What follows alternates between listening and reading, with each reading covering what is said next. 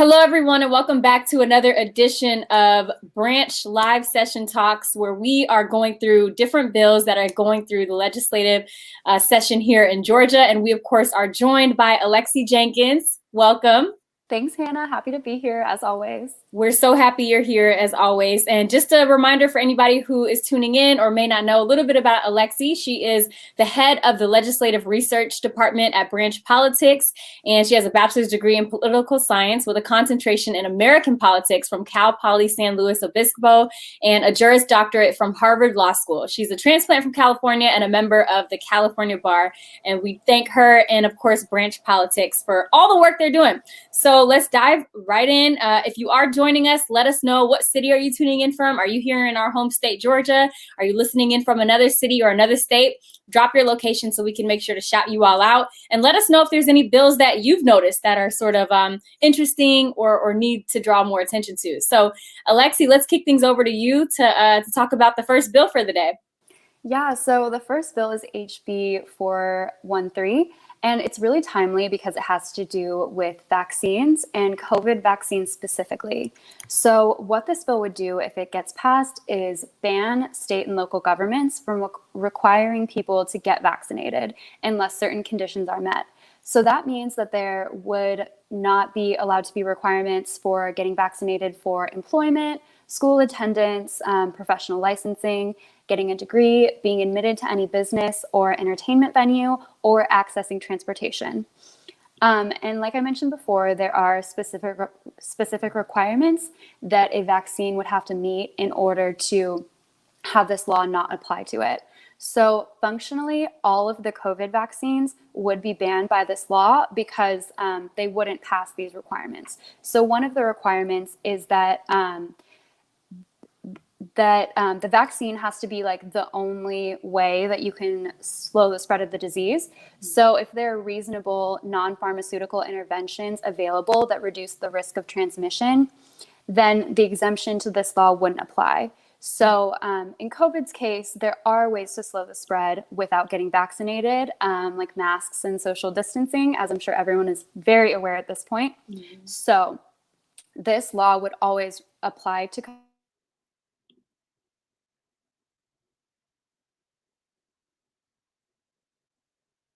I think I might have. There we go. We're back. Okay. Yep, we're back. Okay. The law would also require very long-term studies to be completed, specifically a 3-year study before the vaccines.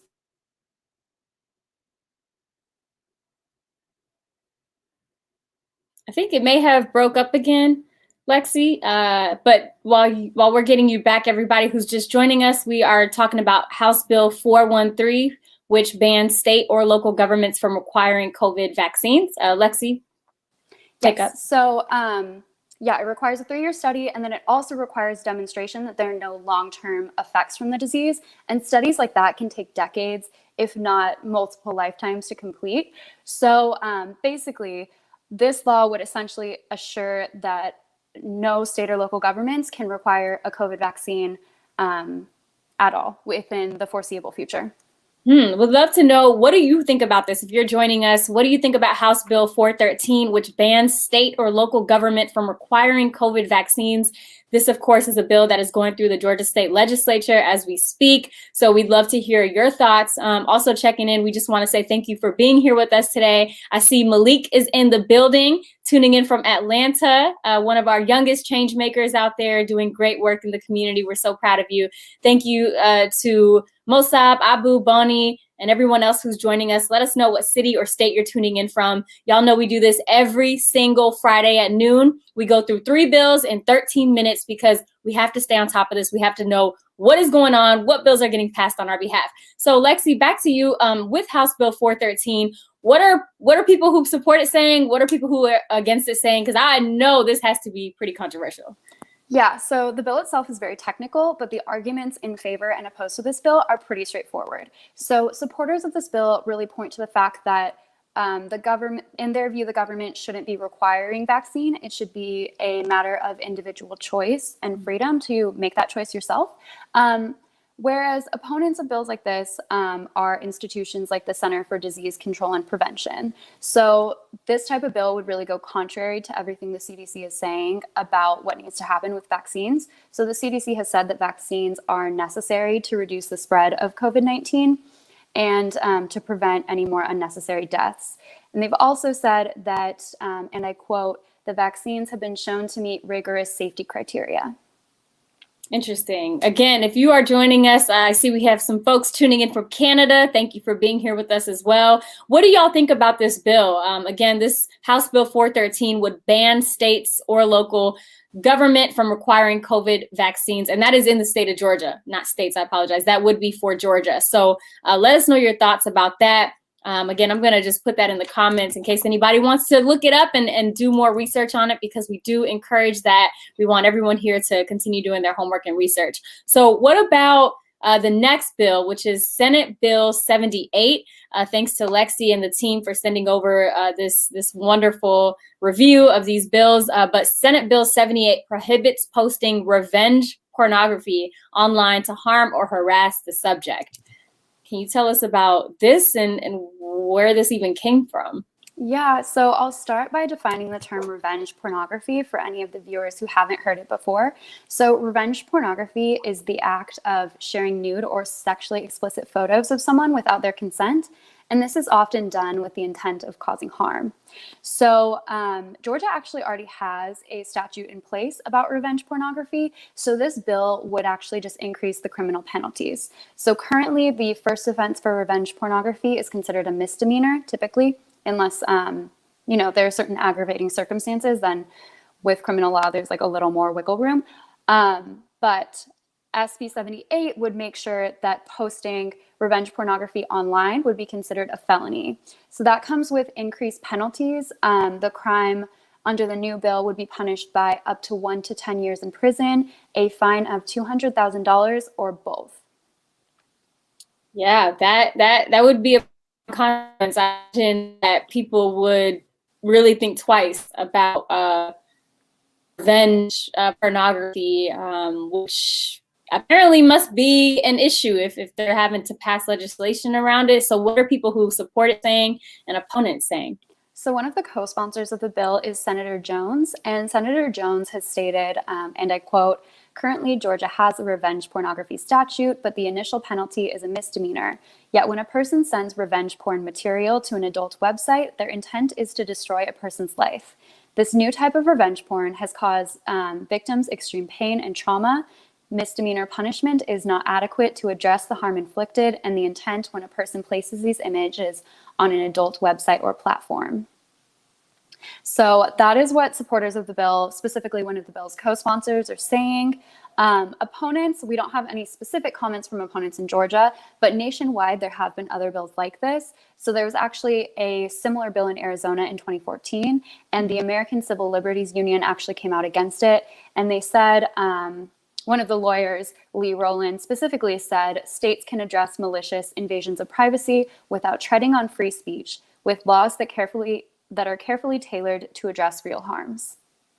It'd be interesting to see if what their stance is now, if they release a similar statement regarding Senate Bill 78. But yeah, I mean, we will keep you updated if that happens. Let us know. We'll be on the lookout. Again, if you are just joining us, we'd love to know, what city are you tuning in from? What state are you tuning in from? I know we have Atlanta in the building. We have Canada in the house.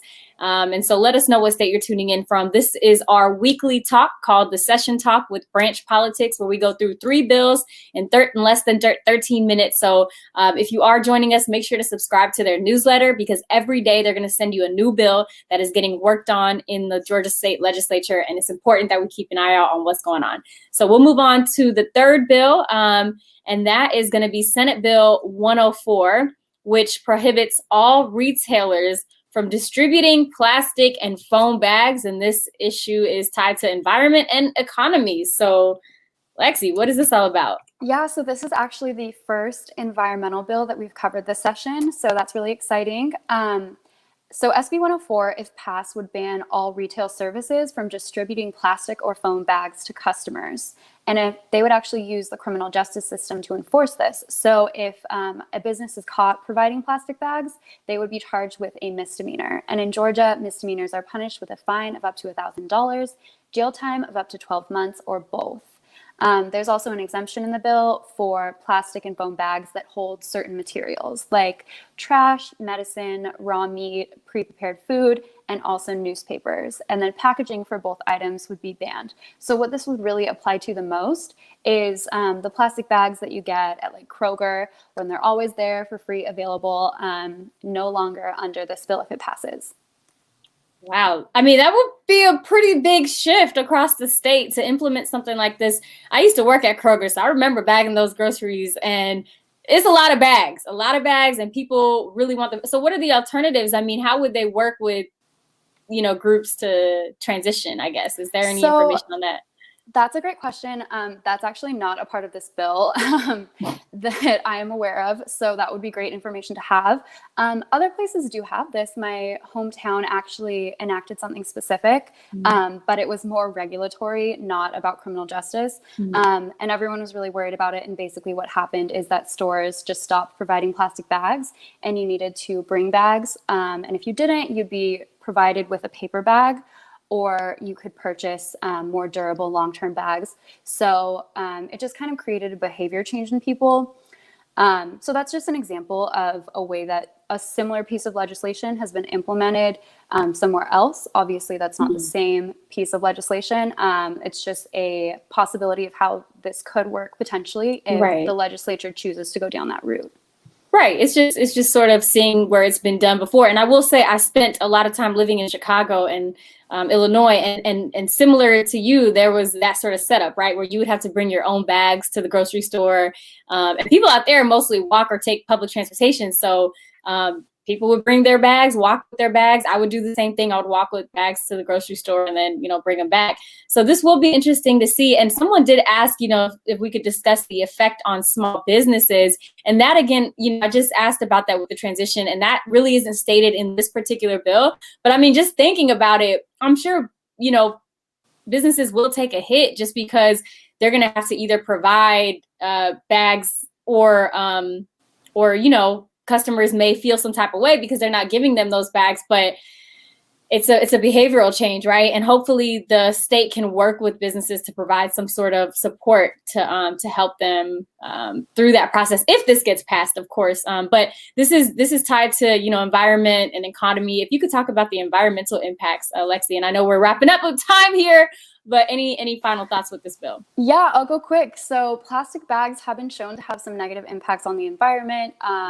They release harmful chemicals when they're decomposing. They sometimes kill and injure animals and clog up infrastructure. They also don't decompose because they're made of plastic. So they are out there for a long period of time, even if they're just for a disposable product. So that's the main thing that supporters are pointing to when talking about this bill. And then opponents, like you mentioned, are really focused more on the economic impacts. So there's just small businesses. We don't have any data on the specific economic impacts that would be impacted, but that's something that people bring up a lot. And then a representative of the plastic industry talked about the number of people employed by the plastic industry and stated that that they would take a hit in employment numbers if something like this was enacted. Interesting. Hopefully that answered your question there, Solomon. We just want to thank everyone for joining us again today. There's, of course, a lot more to these bills, but we just wanted to give you an introduction, and hopefully you can do your homework and your research to look into them. Lexi, thank you as always for joining us. We appreciate you. Yeah, thank you, Hannah. Thanks, everyone. Thanks, everyone, for seeing us. We'll see y'all next Friday at noon with 3 more bills. Thank you, everyone.